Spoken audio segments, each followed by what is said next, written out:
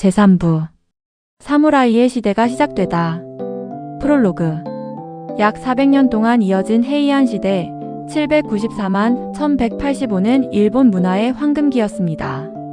교토에서는 귀족들이 시를 짓고 음악을 연주하며 아름다운 정원을 가꾸었습니다.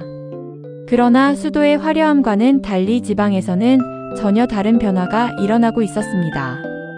중앙정부의 통제력이 약해지자 각 지방의 호족들은 스스로 무력을 갖추기 시작했고 이들을 중심으로 새로운 계층이 성장했습니다.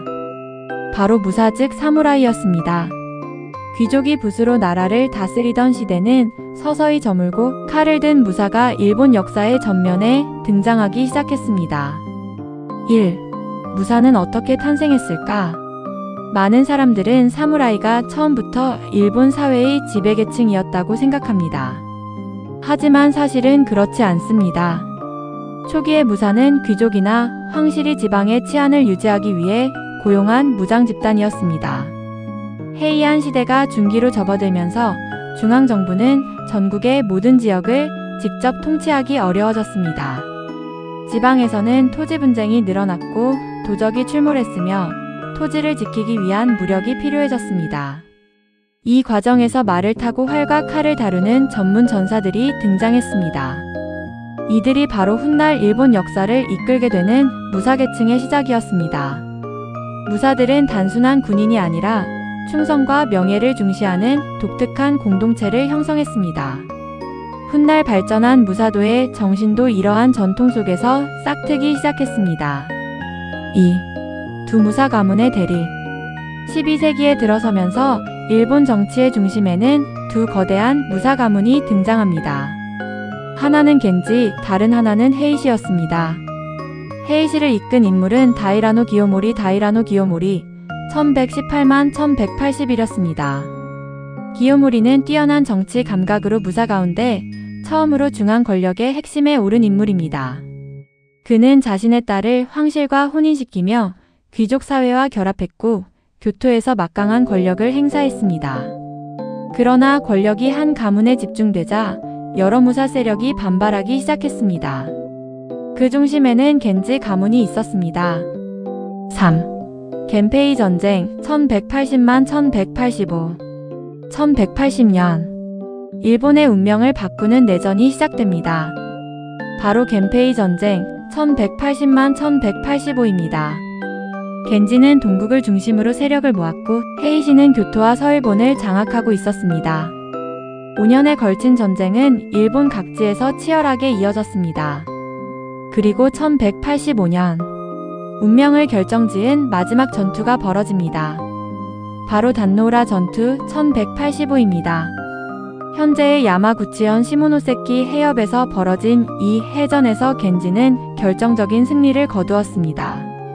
헤이시 가문은 몰락했고 어린 안토쿠 천황 1178만 1185도 바다에서 생을 마감했습니다. 이 전쟁은 일본 역사에서 귀족시대의 종말과 무사시대의 시작을 알리는 결정적인 사건으로 평가됩니다. 4. 미나모토노 요리토모 1147만 1199의 선택 겐지의 지도자는 미나모토노 요리토모 1147만 1199였습니다. 흥미로운 점은 요리토모가 승리한 뒤에도 교토에서 정권을 운영하지 않았다는 사실입니다. 그는 자신의 근거지였던 가마쿠라를 선택했습니다. 교토에는 천황과 귀족 사회를 그대로 두고 정치와 군사 권력은 가마쿠라에서 행사하는 새로운 체제를 만들었습니다. 이는 일본 정치사에서 매우 중요한 전환점이었습니다. 수도는 교토였지만 실질적인 권력은 교토 밖으로 이동한 것입니다. 가마쿠라 막부 성립 1192년 요리토모는 조정으로부터 정의 대장군에 임명되었습니다. 이를 계기로 가마쿠라 막부 성립 1192이 이루어졌습니다. 막부란 본래 전쟁터의 군영을 뜻했지만 이후에는 무사가 운영하는 정부를 의미하게 되었습니다. 이로써 일본은 천황이 존재하면서도 무사가 정치를 담당하는 독특한 이원적 정치체제를 갖추게 되었습니다. 이 체제는 이후 무로마치 막부 1336만 1574마 에도 막부 1603만 1867로 이어지며 약 700년 가까이 일본 정치의 기본 구조가 됩니다. 6. 교토는 수도의 지위를 지켰다. 정치 권력은 가마쿠라로 이동했지만 교토의 역할은 끝나지 않았습니다. 천황은 여전히 교토의 황궁에 머물렀고 국가의 의례와 전통, 궁중문화, 종교의 중심 역시 교토에 남았습니다. 따라서 일본에는 두 개의 중심이 존재하게 되었습니다. 교토는 전통과 권위의 도시, 가마쿠라는 군사와 정치의 도시. 이러한 구조는 일본 역사에서 매우 독특한 특징으로 평가됩니다. 7. 새로운 시대를 준비하는 교토. 무사의 시대가 시작되면서 교토도 변화를 맞이했습니다. 귀족 중심의 문화는 계속 이어졌지만 무사들의 가치관도 도시 안으로 들어오기 시작했습니다. 검소함, 절제, 충성과 명예. 이러한 정신은 이후 선종의 확산과 함께 일본 문화 전반에 큰 영향을 미치게 됩니다. 교토는 시대가 바뀔 때마다 사라지는 도시가 아니라 새로운 문화를 받아들이며 스스로를 변화시키는 도시였습니다. 제3부 마무리. 겐페이 전쟁은 단순한 권력 다툼이 아니었습니다. 그것은 귀족의 시대에서 무사의 시대로 넘어가는 역사적 전환점이었습니다. 그러나 권력이 교토를 떠났다고 해서 교토의 역할이 끝난 것은 아니었습니다. 오히려 교토는 정치의 중심에서 문화와 정신의 중심으로 더욱 깊은 의미를 갖게 되었습니다. 그리고 새로운 무사 정권은 교토에서 또 하나의 찬란한 문화를 꽃피우게 됩니다. 다음 시간에는 제4부 금각사와 은각사, 선종과 무로마치 문화에서 아시카가 요시미스 1358만 1408화 아시카가 요시마사 1436만 1490가 꽃피운 일본 미학의 정수를 함께 살펴보겠습니다. 제4부 금각사와 은각사, 선종과 무로마치 문화의 황금기. 프롤로그. 교토의 역사를 이야기할 때 가장 먼저 떠오르는 풍경이 있습니다. 햇빛을 받아 황금빛으로 빛나는 금각사. 고유한 정원과 절제된 아름다움을 간직한 은각사. 이 두 사찰은 단순한 관광지가 아닙니다. 이곳에는 일본인의 미의식과 철학, 그리고 삶을 바라보는 방식이 담겨 있습니다. 14세기부터 15세기에 걸친 무로마치 시대 1336만 1573. 교토는 다시 정치의 중심이 되었고 동시에 일본 문화가 한 단계 성숙하는 황금기를 맞이했습니다. 이 시대의 꽃핀 문화를 우리는 기타야마 문화와 히가시야마 문화라고 부릅니다. 오늘날 일본을 상징하는 정원, 다도, 꽃꽂이, 수묵화, 노 공연의 기틀도 바로 이 시대에 마련되었습니다. 1. 무로마치 막부 1336만 1573의 성립. 가마쿠라 막부가 무너진 뒤 일본은 다시 혼란에 빠졌습니다. 이때 새로운 무사 정권을 세운 인물이 아시카가 다카우지. 아시카가 다카우지 1305만 1358입니다. 그는 1336년 교토에 새로운 막부를 세웠고 1338년 정의 대장군에 임명되면서 무로마치 막부 성립 1336만 1338의 기틀을 마련했습니다. 가마쿠라가 아닌 교토의 막부가 들어서면서 일본의 정치 중심은 다시 천년수도 교토로 돌아왔습니다. 막부의 청사가 교토의 무로마치에 있었기 때문에 이 정권을 무로마치 막부라고 부릅니다. 2. 아시카가 요시미스 1358만 1408화 금각사.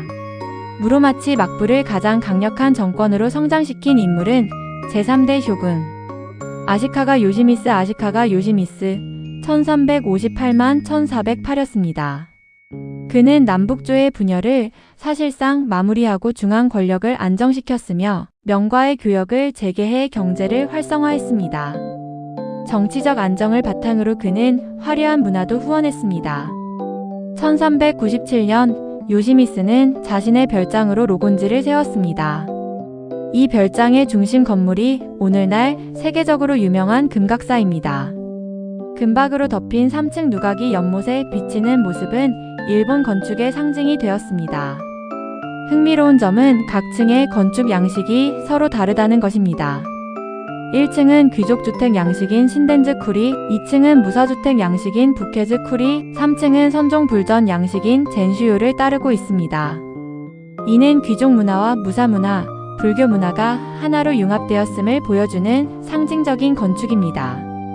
3. 선종이 만든 새로운 미학. 무로마치 시대의 교토 문화의 중심에는 선종이 있었습니다.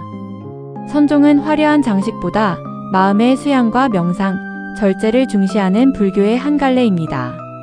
복잡함보다 단순함을, 사치보다 절제를, 겉모습보다 내면을 중요하게 여겼습니다. 이러한 정신은 일본 문화 전반에 깊이 스며들었습니다. 정원도 단순해졌고 건축도 절제된 아름다움을 추구했으며 예술은 여백을 통해 의미를 표현하기 시작했습니다. 오늘날 일본 문화의 특징으로 꼽히는 간결함 속의 아름다움은 이 시기에 뚜렷하게 형성되었습니다. 4. 가레산스이 돌과 모래로 자연을 그리다. 선종의 영향을 가장 잘 보여주는 것이 가레산스이 정원입니다.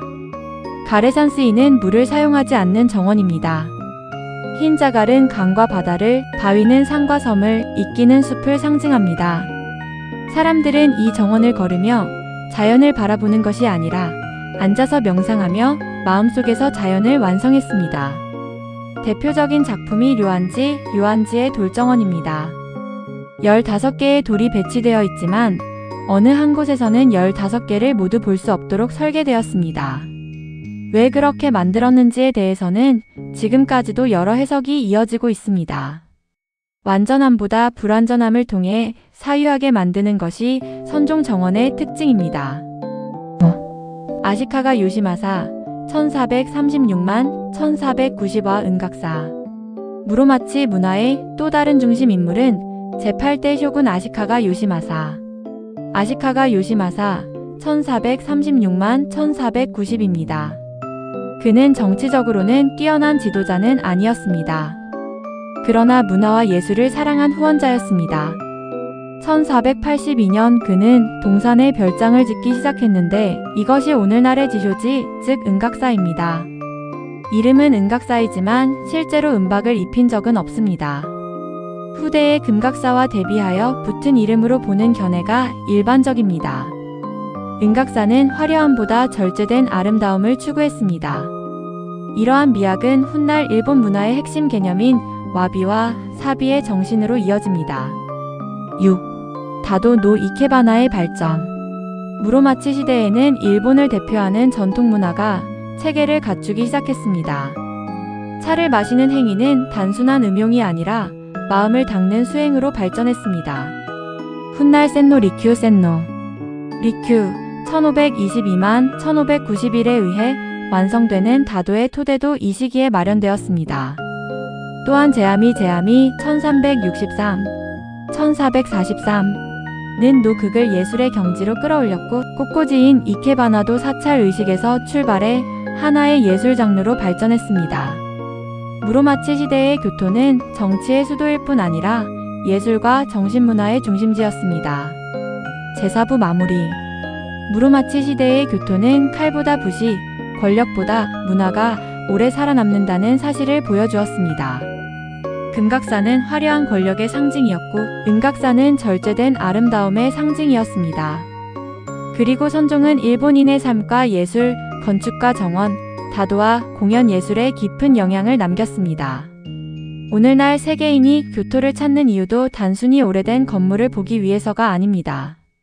천년에 걸쳐 다듬어진 일본의 미의식과 정신세계를 직접 느끼기 위해서입니다. 그러나 이러한 문화의 황금기에도 교토에는 또 다른 위기가 다가오고 있었습니다. 다음 시간에는 제오부 전쟁 속에서도 살아남은 도시에서 온인의 난 1467만 1477으로 시작된 전국시대와 교토가 어떻게 폐허를 딛고 다시 일본 문화의 중심으로 살아남았는지를 살펴보겠습니다.